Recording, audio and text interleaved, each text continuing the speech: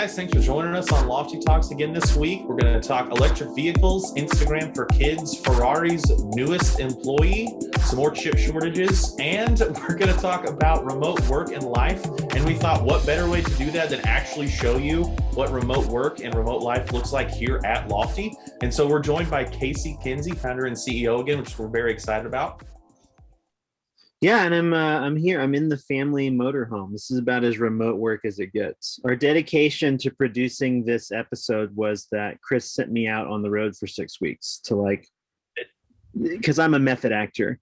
That's how much we care about the content. That's right. Yeah, so I'm actually sitting in an RV park in Santa Fe, New Mexico, where it's a brisk 38 degrees outside. Yeah.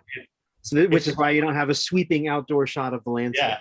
Yeah. It's funny because when we conceived of this idea, oh, hey, we want to talk about what remote life and work is like. Let's do that when Casey's out on the road. And that was like 6 weeks ago. And so now we're going to get the unvarnished, unedited. It's real now. Yeah. It's not the rosy version anymore. I had picked a couple locations too. I'll send you some photos so that we can pull them up on the screen and show them now. But we were at Lone Rock at Lake Powell with this just amazing, and logistics are difficult. We'll get into it, but that's one of the hardest challenges on the road. Is just we'll talk about it. Yeah, we can do that. Let's do them. Let's talk headlines first, I suppose. Let's talk headlines. So first, we want to talk about Rivian bringing some journalists out for a mountain trek in their new adventure truck. Casey, have you gotten to see the new Rivian in action? We've all seen pictures, but have you been to see the new truck in action? I've seen the videos and stuff. I'm in love with this truck. It's for me, as of right now, it's the EV I'm going to get when it's time. Oh yeah. Now, it may take some time. I don't know when I'm going to make that switch to EV because I've got a fleet of 3 paid off vehicles, including this RV. So I'm not super eager to go track down a car payment right now. But as of right now, nothing else comes close to this Rivian. And I've been following the R1T and it looks like they're focusing all their production efforts on the R1T. There is a 3-row, 7-person SUV on this chassis that they promoted for a long time, but they've been real quiet about for a couple of years. And in fact, Rivian's been silent on this truck for almost a year. There's been very little media on it, but they just started production, I think, in September with the intent of shipping these initial production orders starting in January. And suddenly the media has picked back up. So a couple articles here. They sent Ewan McGregor and someone else out, and they did that Netflix special where they drove EVs. And so they were for that, I don't know if you've seen it. I forget what it's called now. To the Top or something like that. But not necessarily to the top. They're out on electric motorcycles riding from the entire American continent, right? Alaska to the tip of South America. And they're on electric motorcycles, but the entire support team around them is in Rivians, or at least a bunch of them. They've got 3 or 4. So Rivian was on that. Anyway, they've been producing media. They look really cool on the road. Marquez Brownlee just did a video review if you haven't seen it yet. MKBDHD, I think, or MKBHD. That's what it is. So many letters. Yes, exactly. And then Quinn from Snazzy Labs, who's also does a lot of Tesla reviews, has gone out and done one. And so I've seen them in the last couple of weeks, just a ton about the inside of the truck and actually how it performs on the road. I'm all about it. I'm all about off-road.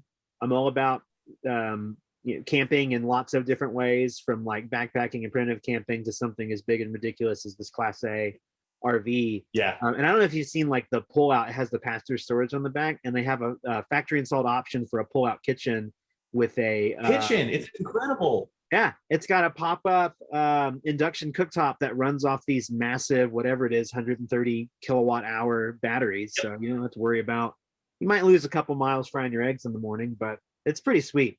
It's good use of the tech. It's worth that was one of the things where it was they're able to go back to not necessarily the drawing board, but almost, and say, we know what a truck needs to do. What else can it also do?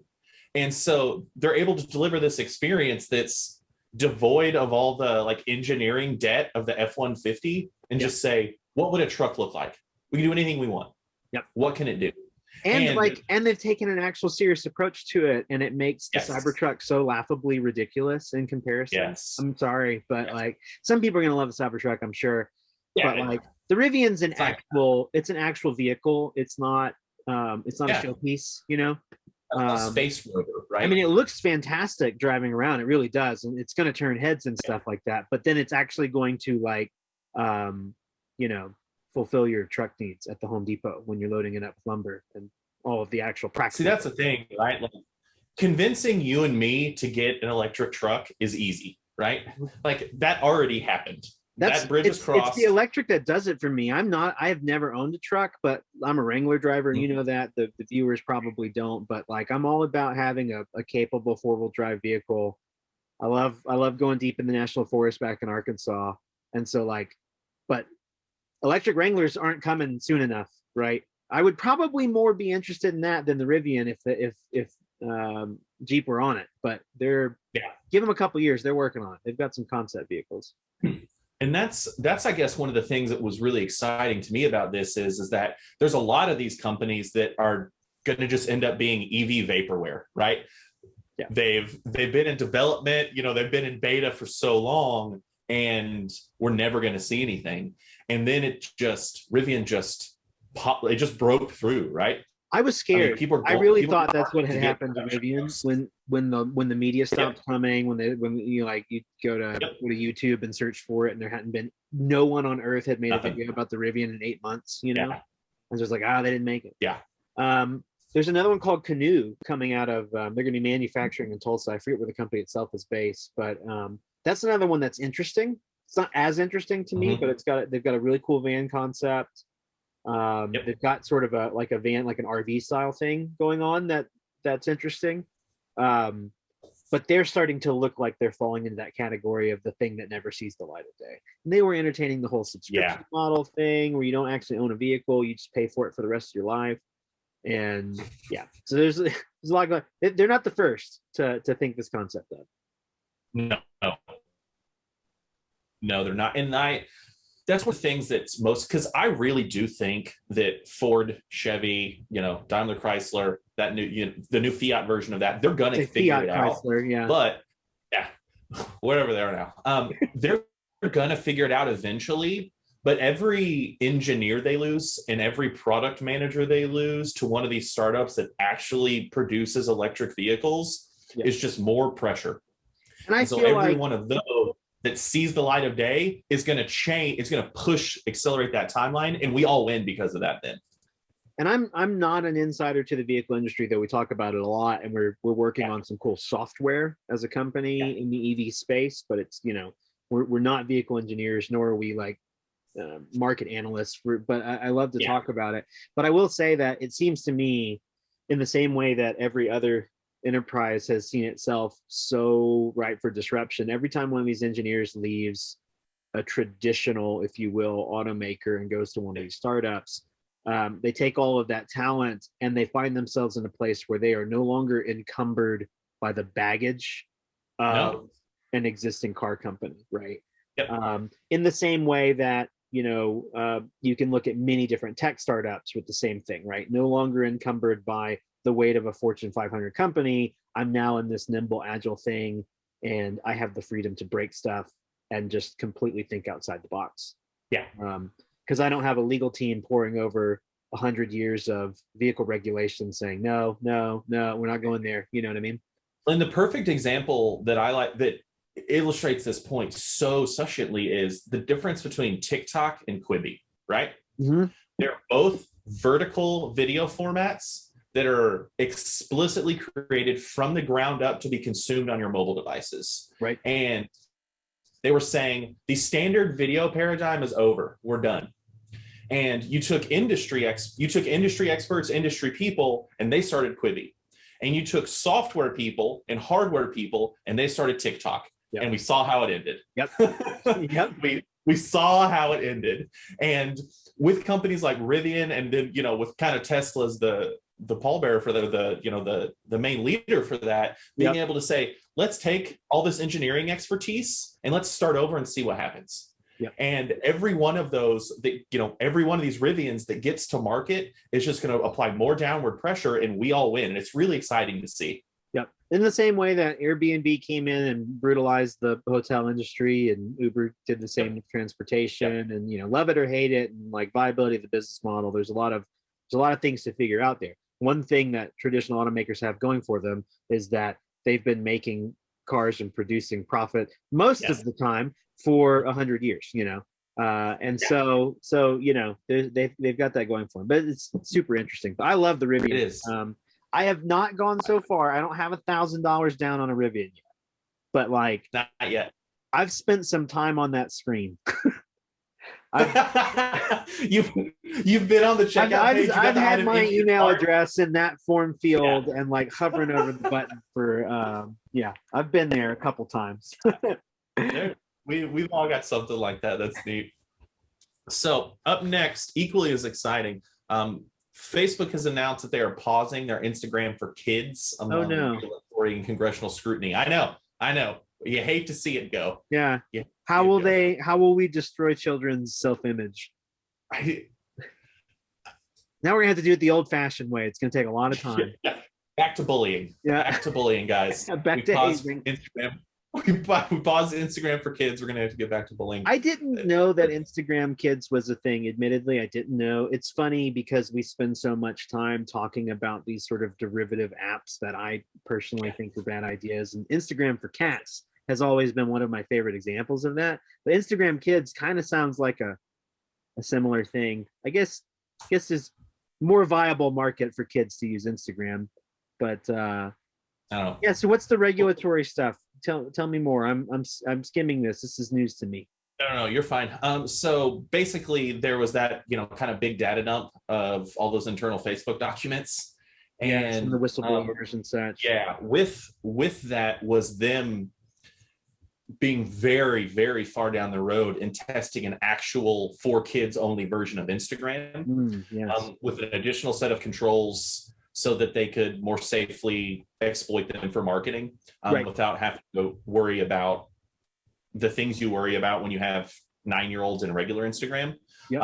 But it's just so comical that they thought they could do this even after producing internal documentation that shows that Instagram increases mental health issues and suicide in young adults. They were like, oh, hey, we have this report that says that the product we're making is making teenagers mentally unstable and kill themselves. Let's make Instagram for Kids now. And it's just mind-blowing, the disconnection from reality. I'm sure that on some level, someone in there is going, well, we'll make a special version of them for them where we, are more sensitive to those kinds of things. And as we all know, Facebook has proven itself to always, encumber its desire to eat the world and make lots of money over protecting the mental welfare of its users. So they've got a great track record there. Yeah, I think it's great. We're both dads. Henry's he'll be 5 soon. We're not there yet, fortunately. That there's a lot of peer pressure where he's not coming home saying, Dad, I need a phone. All my friends are on Instagram. And I just hope that, I hope it's all gone by then, but it won't be. But, people have to deal with that challenge every day. But I'm not sad to hear this news at all, personally. And as we're in the, the same, in the middle of this conversation about data privacy and, protecting users, I think this is one of the first shifts because technology's been nearly unregulated.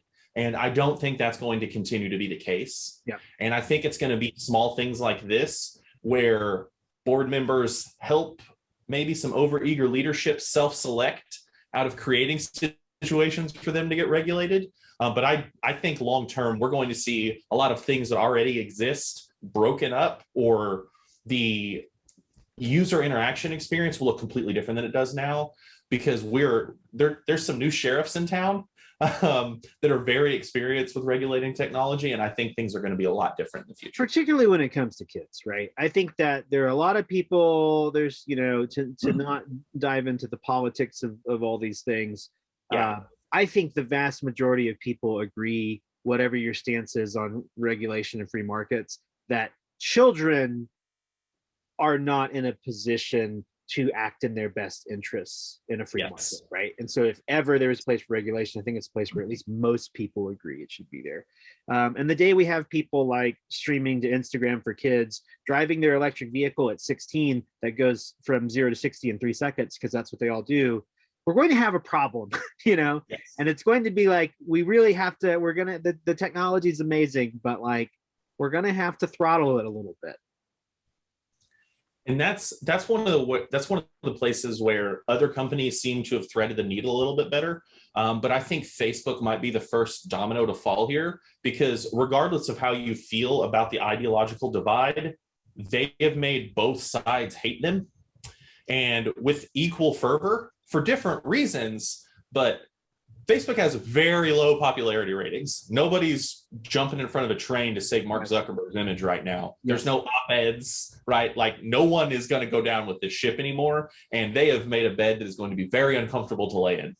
I feel like right now we're in a world where if you put it in front of people and said you have to choose between all of Congress and Facebook, they would be like me on that Rivian landing page. Like, they'd spend a lot of time on it, you know? Just stuck. Yeah, just going like, ooh, this is a tough one. This is my life. All right, on to some more exciting news. Ferrari's newest employee, Jony Ive, is very excited to tell us just how inspired the new automakers' designs are. Love it. I look for the new Jony Ive Ferrari, Casey. I haven't been on that landing page, and I'll steal a joke from our own director of engineering, Tyrell Dennison. Which is to say that apparently Ferraris will now be unapologetically plastic.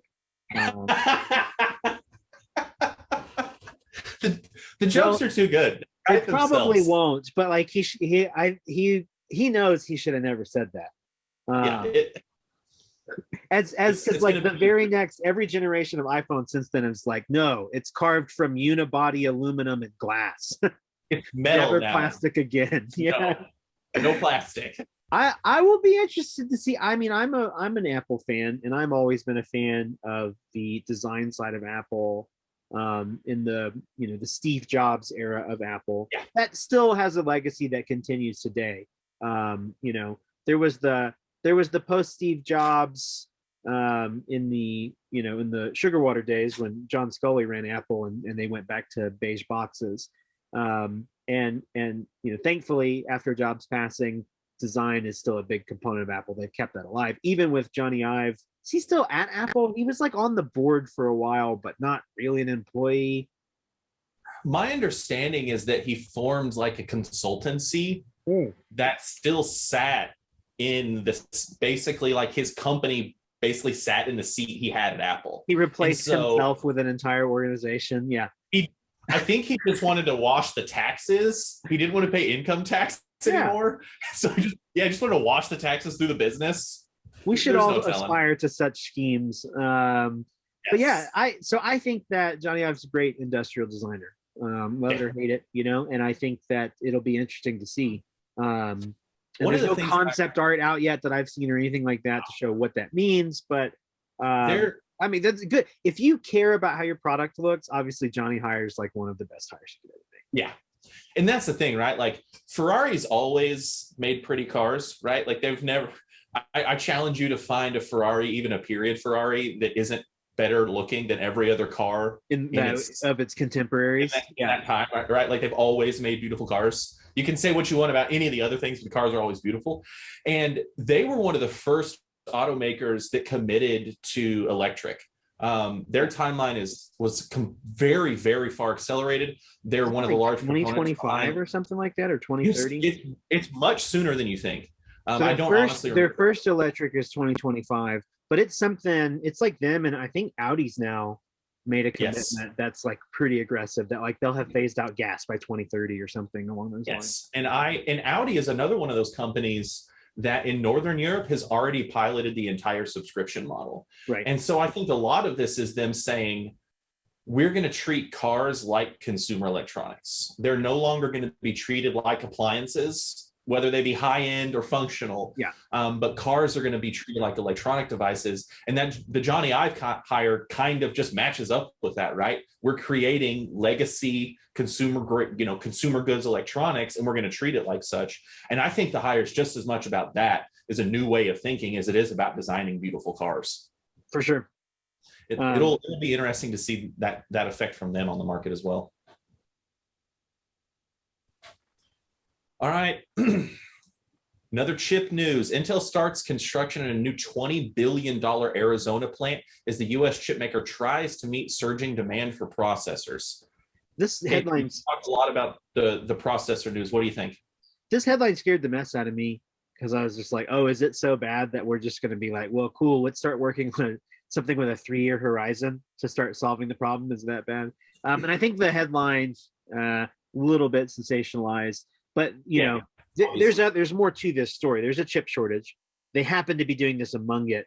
I don't think the current chip shortage will be affected that much by a plant they just broke ground on. But they're also like in a, they've lost their, at one time, very comfortable lead. Small chip performance. And I think they've got a Taiwanese competitor as far as these like small, powerful chips. It's kind of beating them up right now. Yeah, exactly. And so this is part of that. And apparently this will be the 6th plant of its type in Arizona. Chandler, Arizona is where these are. So yeah, it's a good thing. If you're a chip maker, it's a good time to be a chip maker. But like the only thing that the chip makers are like, obviously everything we already know, everything already has a chip in it. It wasn't that long ago that I would say silly thing like, oh, everything's going to have a chip in it. Your refrigerator is going to have a MAC address. It does. That happened. It does. Save my little ceramic coffee mug here. Just about everything in here's got a chip in it. Seriously. I have an Ember mug with a chip in it. It's got a chip in it? It's got a smart sensor in it. It keeps my coffee warm. 100%. So like, it's a good time to be in chip manufacturing because it's just demand that's going to go up. The only thing that's maybe is more excited are the people mining silicon, but that's got to change too. That's not going to. So there's a lot of need for this kind of innovation and stuff. Cool to see that happening in the U.S. The manufacture of these things, and I'm not anti-Intel. I'm a big fan of. We talk about Apple a lot. I'm a big fan of Apple silicon. The performance there, but Intel's not going anywhere. And we need Intel to be healthy in the market, right? Like we need a robust domestic company. And the world is very different than it was in the time when people cared about chips were manufactured. But there's a lot of reasons why you want a robust domestic chip producer. But to your point, a lot of companies have moved to TSC. Even companies that design their own chips are having TSC make them. Is TSC making Apple's silicon processors? Okay. Yeah. That explains that. And yes. And so there's some niche companies that are making their own, but for the most part, Taiwan really figured this out and is really, really good at it. And we talk about this, a lot at the beginning of COVID. What are structural changes and what are cyclical changes? And so business has cyclical changes all the time, right? Like think about how your jeans are cut, okay? Yeah. It's cyclical, it goes around. But then there's system-wide shifts that get stuck in cyclical lenses sometimes. And consumer electronics is one of those things. People had this idea that it was just attached to COVID, and it wasn't. That was already changing. There were starting to be chips in everything, but what happened is at the same time that supply just plummeted, which was temporary, demand skyrocketed in the middle of already hockey stick growth. And so it accelerated a change. Like grocery pickup's another example. People aren't going back into Walmarts to pick up groceries like they used to anymore. Never again, man. Do you know how many times I've gotten this thing into a pickup lane at a Walmart on this 6-week adventure that I've been on? It turns heads. That's amazing. I love it. But chips are the same thing, right? People were stuck in this idea that it was COVID related, and it was COVID accelerated, right? It was already happening. This change was going to happen. The hockey stick was on the way up. We just changed how fast it is going to get to. I'd say if the inflection hadn't already happened, COVID wouldn't have had probably the same effect on it, right? No, necessarily. It was there were the right pieces were in place that people could look at the situation unfolding and say, "Yep, all in on that." Right. And then, everybody upgraded their Blu-ray player and their Sonos at the same time, just piled on the shift that was already happening. You can't get a Sonos anywhere in this country right now.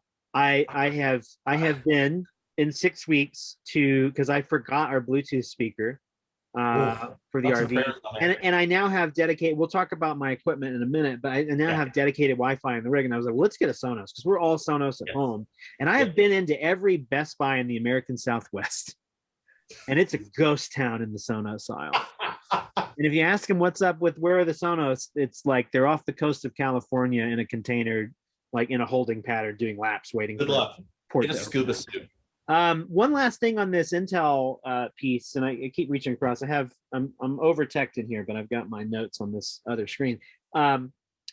This is the first. It looks like one of the first Arizona or the first Intel plants where they have built the plant, or they're building a plant with reserved capacity for contract manufacturing. So Intel's always put its own logo on stuff and built it for their own sell.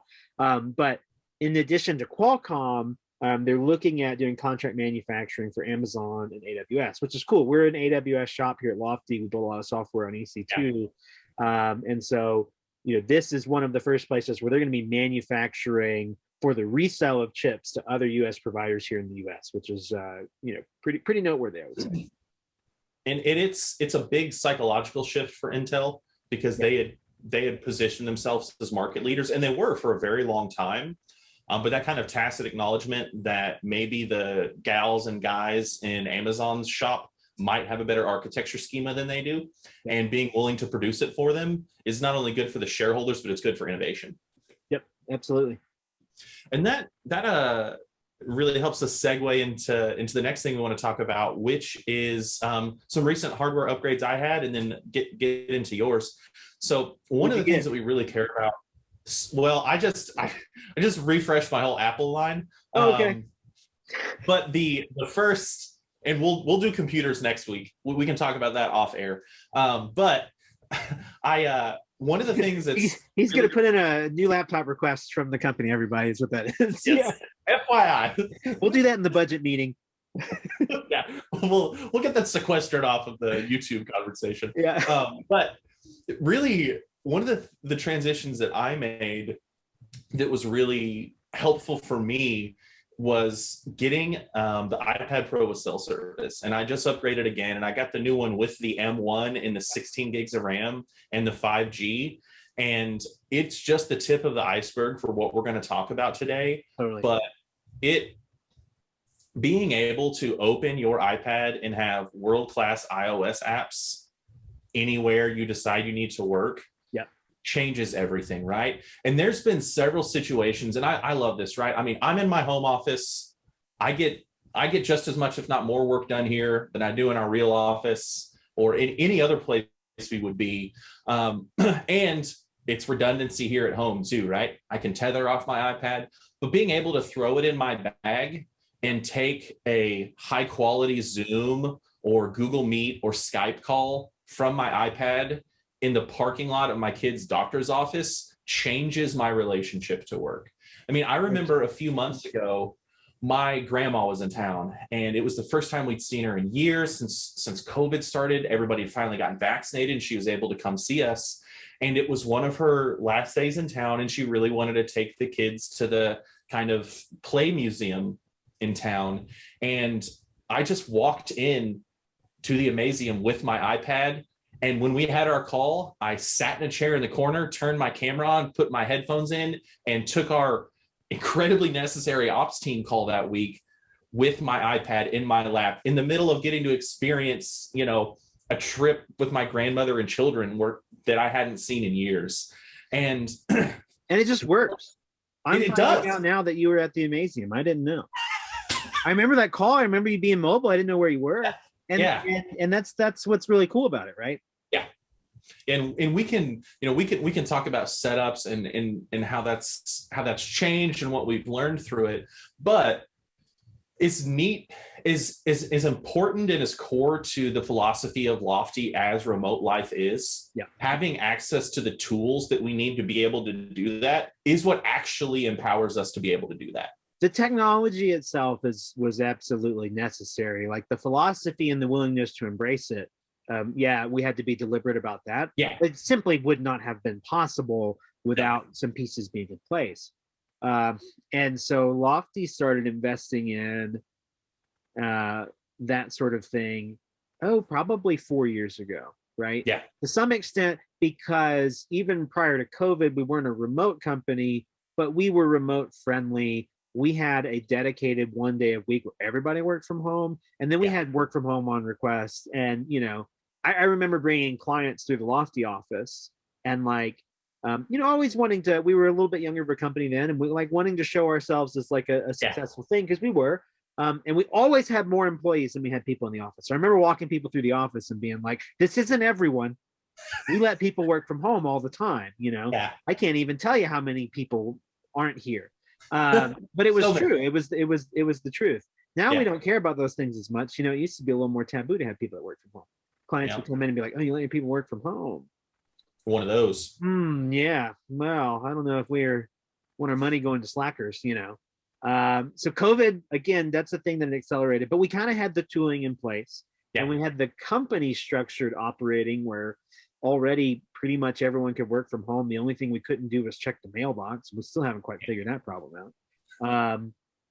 Gotta have a mailbox, folks. Let us know. Yeah, no, well, actually, there is a solution, which is banks, and banks will often have a Dropbox post office box system where they will take and deposit checks for you if they come in. But banks have started offering mail scanning with that, right? So we'll just send all your mail to us. We'll deposit the checks. We'll scan your mail and we'll email it to you, and we have it. There's still a slight problem, which is that government agencies, state unemployment agencies, tax agencies, things like that. PO boxes, no, must have a physical address. So, anyway, so we started putting those things in place. And then individually, personally, I started investing in mobility, around the time that COVID started, when Lofty went full remote and made the decision that we were going to stay full remote, right? It wasn't just, for a little while, we did what everyone else did, it was April 2020, and we're like, we're almost through this, and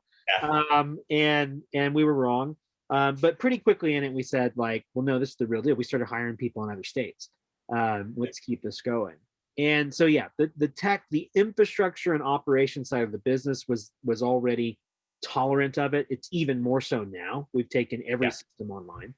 And then, it's been about ever since then, every technology decision that I've made as an individual, as a CEO, and just as an employee of a company with a job, every decision I've made has been based around mobility since then, right? Yep. Am I going to buy a desktop computer? No, I got to really have a good reason for that, And I did the same thing. This is my not an iPad Pro, an iPad Air, the 11-inch model with the Magic keyboard, which is a huge game changer for it. And this is the first iPad. It's the second iPad I've ever owned, and the first one in almost 10 years. And it's the first non-phone device that I've gotten that has cellular in it. And I was kind of against it. I was like, I just don't want another phone bill, Life-changing, 100%. For mobile work, right? A couple years ago, it wouldn't have done it for me. But like you said, the ability to jump on a Zoom call wherever I'm at. I take almost all of my video calls from that thing for a couple reasons. One, because I can. It's convenient. It works great. Two, because you actually get unlimited data on the device. So when I'm traveling on the road, most cellular plans these days, if you use a hotspot to tether, you have some data cap. Unless you're buying through an enterprise license or a reseller, that's what you get. However, there are still some plans that offer true unlimited data as long as it's coming from the device itself, which is fantastic. I have that. This thing has a 30 gigabyte hotspot, which I'll chew through in a day or two if I tether my computer from it. But if I take every Zoom call and every Google Hangouts call, everything else I can do that's video or data intensive, and I do it on the iPad, then, my tethering plan on my other devices running on my laptop, I barely use any bandwidth because I do all my bandwidth intensive activities over there. So huge benefit. And oh, the day Apple drops, well, it might be later this month, right? We'll see. When that MacBook Pro with a built-in cellular chip comes out, Game yep, over. yep, Game I'm over. in. I'm sold. I'm hooked.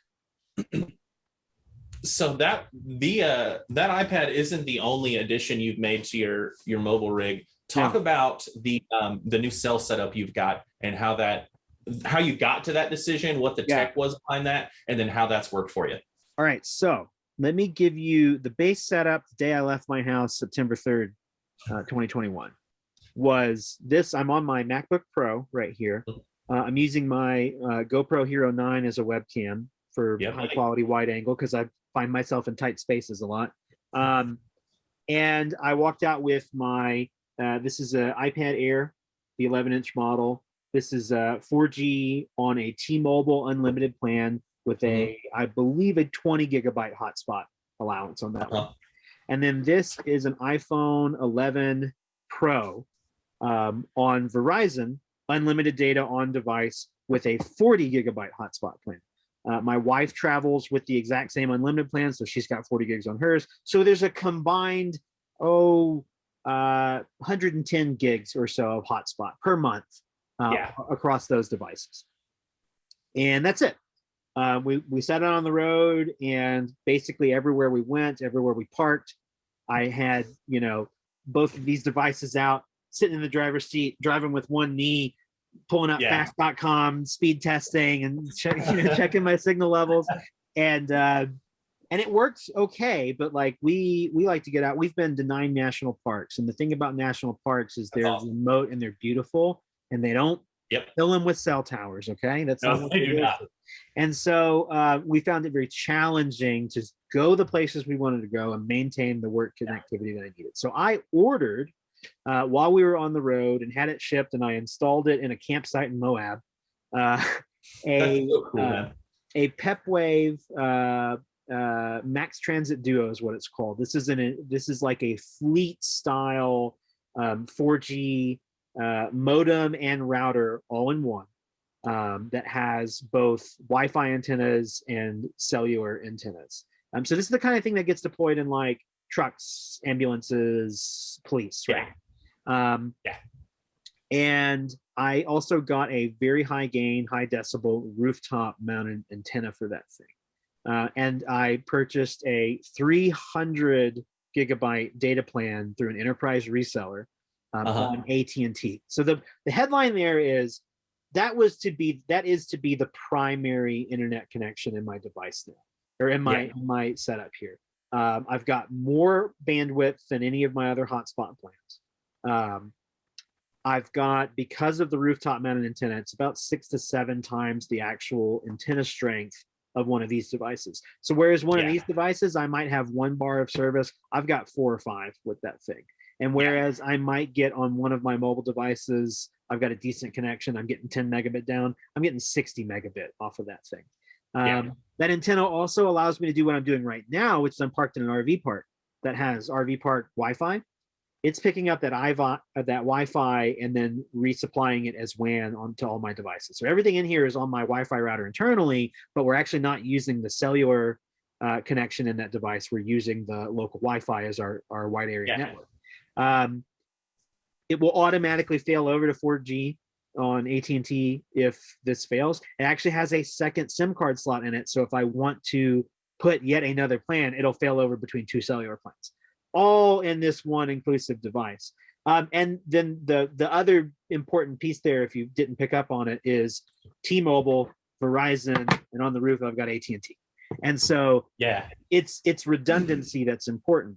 And I've gotten frustrated because it's been so good. Like the connection on this thing has been so good. Let's do a speed test right now. I want to show this off. So I'm gonna do it on the air. I can't do it. What am I thinking? I thought I would. I'm actually on that device right now, so I'd have to I'd have to switch devices right now on this computer. But it's fast. Last time I checked it here, I was getting 40 to 50 megabit. That's awesome. And it's plenty, right? It's more than enough. And 300 gigabytes of data, I've wondered how much I would chew through that, particularly because like when I'm not at work, I don't have I'm traveling with my family. I got the whole family with me. Okay. So we still got Disney Plus going. Exactly. Mom and dad still have our Netflix and our YouTube subscriptions that we need to watch. And sometimes we're in the middle of nowhere and that device on the roof is so good that my unlimited data. Normally, if I'm going to watch YouTube and stream, I do it on my iPad. Unlimited data, right? But when these things don't have a connection, we're still streaming. So I'm still tapping into that 300 gigabyte plan. And we've realized that, on a 30-day month, we need to average 10 gigs of data a day to be at risk of going over our plan. We're averaging 5 or 6, on a data heavy day when we're out in the middle of nowhere. And then every time we're at a campground like this and we're on Wi-Fi, we bring the average starts dropping, right? And so 300 gigabytes has been more than enough for us. If we had 3 kids in virtual school, probably not, but it works. If we had 3 kids in virtual school, they would be piggybacked on my unlimited data plan and they'd all have an iPad because they'd be Zoom calling on their iPad and we'd be paying $40 a month for each line, but they'd all get unlimited on device data. That would be my tip there. So that's my all my cellular stuff. It's complicated. There's a lot going on, but again, I'm all about investing in that mobility. Lofty as a company is set up to do this. This is something I want to do. This is something I want our employees to be able to do. And so it's worth it to me to spend money that otherwise might be going into a much bigger office for Lofty to house all these people, to downsize that into a smaller office like we have right now. That we can't all fit in, but some of us can fit in some of the time, and that's exactly what we need. And then there's money left over for us to help invest in mobility for me personally, but also for the employees and the equipment that we absolutely. And this has been incredibly prescient for me these last couple of weeks as we dealt with some of the people in my family got breakthrough COVID, some didn't. Yep. And if I had a traditional 9 to 5, the conversations that you and I would have had to have about the gymnastics to make this work, I would have been spending an hour a day trying to figure out with you how to orient my entire life. I'm sitting here going I wonder why he decided to record from home today as opposed to the office. You're in quarantine. We're making it happen, Yeah. And that, we can talk about how cool the little investments are, but allowing and empowering your people to hire them to do the job and then to make those decisions for themselves and for their family about where you are going to be successful at today. And right, we've all got caveats. We've all got stuff we got to show up for, stuff we got to get on the plane for still, right? Yeah. But empowering your people through a culture that you are exemplifying right now for all of your employees to see, not just a great time for you, but to say, we trust you, we empower you to be successful. Today, you get to decide what that looks like. You've still got your deliverables. I've still got my deliverables. We still got each other's backs when that looks different each day. We still got meetings to make it too. We still got things to deliver. But I put a little RV icon next to my name in Slack so that every time I send a message, everyone's is aware. I'm not trying to hide the fact that I'm on the road from the team. No. I want everyone to know, because that's part of it too, is that being on the road's challenging. We've covered a lot of miles, and that means that there have been days where it's I'm unavailable for the next few hours because I've just got to get some miles in the rearview mirror, right? And that's important to all of this as well, is having the communication flows as a team so that when you're being remote and when you're letting your workday be much more fluid than when it's boxed in 9 to 5 at an office, is just being able to communicate to the rest of your team where you are. It's okay for us as a company. We function just fine if people are unavailable for 3 hours in the middle of the day. As long as everybody else on that team that depends on that person's input is aware that those are the 3 hours they're not there. So as a company, to make this happen, you need a couple of things. You have to invest in the processes and systems and make them online first. Even if you do things in the office, it has to be online accessible. Every time we're at the office, Chris and I, we spend a lot of time up there, and Joseph does as well, one of our product owners. When we have a meeting, we might be sitting in the same room with each other, but we're pulling up a webcam and open that up as a Google Hangout on a screen so that the external members of the team can join, and we're not over here making decisions on an island. So you have to be willing to make online first processes, make the software changes you need to get those things in the cloud, right? You can't really do a lot with on-prem infrastructure without a bunch of VPNs and things like that. Yeah. And then you've got to make the cultural decision to allow that fluidity in the work. And then you've got to invest in a little bit of hardware, right? Whether you as a company make that investment on behalf of your employees, but like we were already buying people laptops, right? Those kind of things are important. But like I can definitely see a day where Lofty issues out company laptops that have cellular 5G built into them on data plans so that, you know, when employees want to take the flexibility to be remote like that, that's fantastic. And we know as a company, we supplied them with what they need so that we don't hear, sorry, I didn't come to my meeting. I was at the Grand Canyon.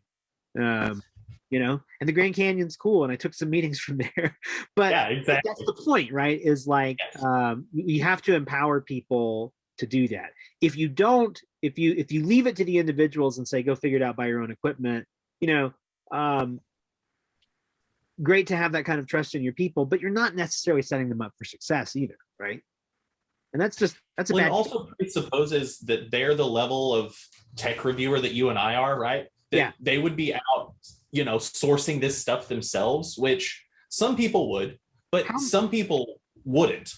We talk about, we get a lot more into the engineering side of stuff on the developer podcast that we produce as a company. It's come up on that show over the last couple of years so many times. The easy to make misunderstanding that just because people are software engineers that they're extremely tech savvy, because that's not actually true. And there's a lot of people, guests that have come on and employees at Lofty that have gleefully admitted that in their house, their significant other is the person that fixes the printer. You know what I mean? Yeah.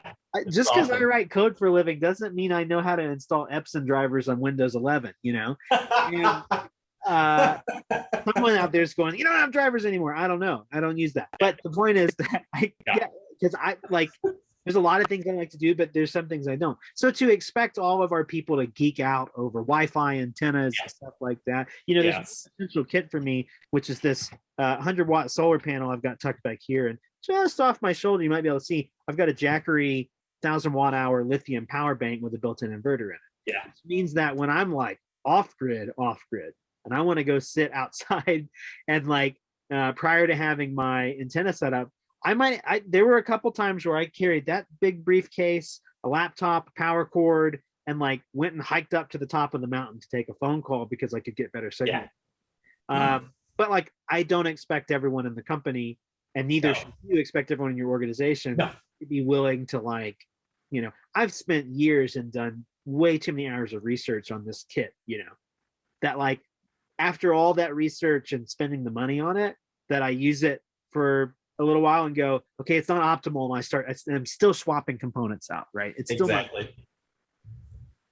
Sometimes connectivity drops out. Guess what? Life moves on.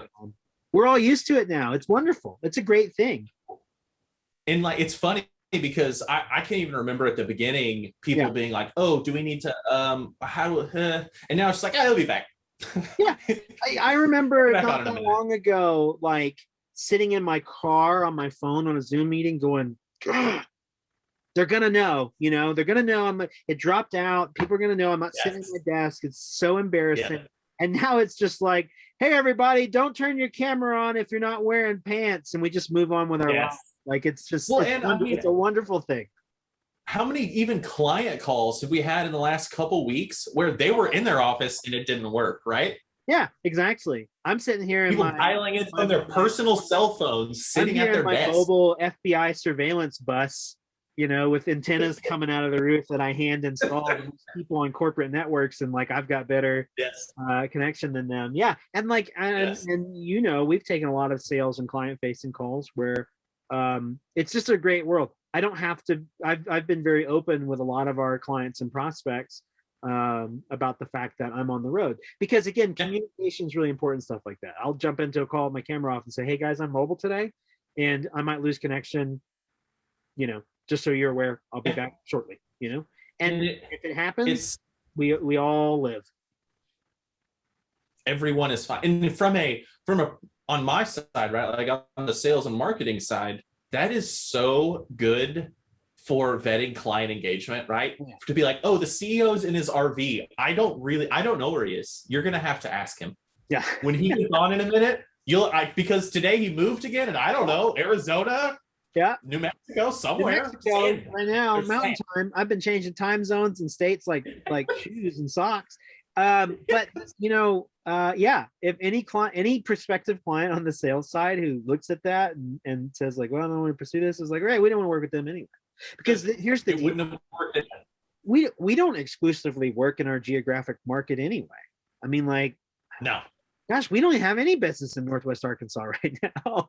A little bit. We've got some discovery and strategy work we're doing with some local clients, but our major accounts right now have been for years on the coasts or in other major cities, kind of in the Midwest.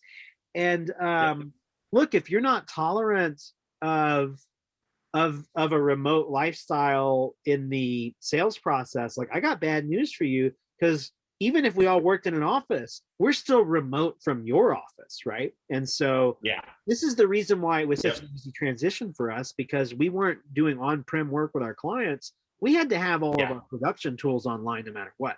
Even if the whole production team sat in the same room together, the clients didn't. So everything that we were showing them, all of our reporting, all of our product management, yada, yada, yada, that all had to be online, so that makes it easy. So anyone that has a problem with that, obviously isn't a good fit for us doing our best work anyway. And everyone knows that. And it's great. It works out. And that's one of the things that I love, is that it's allowed us to find the best people for the role, regardless of geographic location. Yeah. And it's equipped us to work with clients who aren't local, and provide them with a better opportunity, enough hardware. It really backs up to philosophy of the business, which is, I think, a place where we can all, kind of kumbaya, patch on the back, is that you leading by example, you spending the time and care to have that set up and to actually go do it, right? It's one thing to say we're remote first. It's one thing to say, and it's another thing to do it. And to show that, and to have a little icon in our chat tool. And that's one of the things that I really like is that we don't just say it. We empower our people to be successful, and then we do it ourselves. And you and I today are both an example of that, to different degrees. And that's something we can hang our hat on and be really proud of, and know that we take that as a feature, not a bug, into every client interaction we sit down with. I love I enjoy doing that. I enjoy the recognition that, like, the team has gotten from it. Like, this is okay. This is an okay way for us to operate. The boss does it this way, and it's not boss privilege. It's okay for life to do it that way. And there is like a big continuum here, right? Of like working from a home office, doing what I'm doing right now, been on the road for 6 weeks. But there are a lot of people out there that like are working out of a Sprinter van, and they're not going home ever again. That is home, and they're going to be mobile forever. There's people doing that. So there's stuff even on the other side of what I'm doing, and there's different challenges come along with it. We've been on the road for 6 weeks. I'll be home by Sunday, and I'm ready to have a desk again, right? And so like this for me is, I do long-term travel. I'm loving it. Full-time travel, not for me, right? But like the thing is that I recognize and acknowledge that at some point, I think it's very likely that someone on the Lofty team does make that jump. A lot of people are making that jump, or that we hire someone that's already full-time, kind of nomadic. And it'll be exciting when someone's taking it more extreme than me, because I'm confident that it's going to work. Confident it's going to work, Yeah, it's going to happen. And so it'll be cool. And then I won't be the one pushing the envelope there anymore, which is always a good litmus test for the health of the organization, right? When members of the team are taking it further than I was willing to take it myself, it's usually a good thing. Yes. In this instance, it's a good thing. Yeah. So fair enough. Unknown caveats. Yes. Yeah, exactly. Chris is like, I'm about to take dividends to a level beyond where I'm going to be writing more. It's going to be so. It's going to push boundaries. Yeah. You get ready for that. Fair push enough. some boundaries, baby. I'll be home soon. You guys behave yourselves. We'll get that sorted out. We won't tell Megan. It'll be fine. No, Casey, thanks for joining us today. We really appreciate it. It was awesome to get to see your rig and your setup and talk through what that looks like. And we'll all be back in the office soon, and we can get our background lights and all of our set back up and running. I know we're all looking forward to that. But taking some time to highlight the cool tech we use that we get excited about personally, but then also the way that we're able to leverage that to ensure positive outcomes for our partners, clients, and coworkers is always really exciting. So thank you so much, and drive safe, and we'll see you soon. Same thing, man. Same thing to you all. We'll be back shortly, but it's been a blast. I quite enjoyed it. Absolutely. Thank you so much. And if guys, make sure to like and subscribe. We appreciate it. And as always, drop some feedback down in the comments below. We always like to engage with and see you guys down drop some spice too. You can drop something spicy down there if you want. That's okay too. Yeah, we'll be there for that. Yeah. All right, guys. Awesome. Thanks. We'll see you next time. Everybody.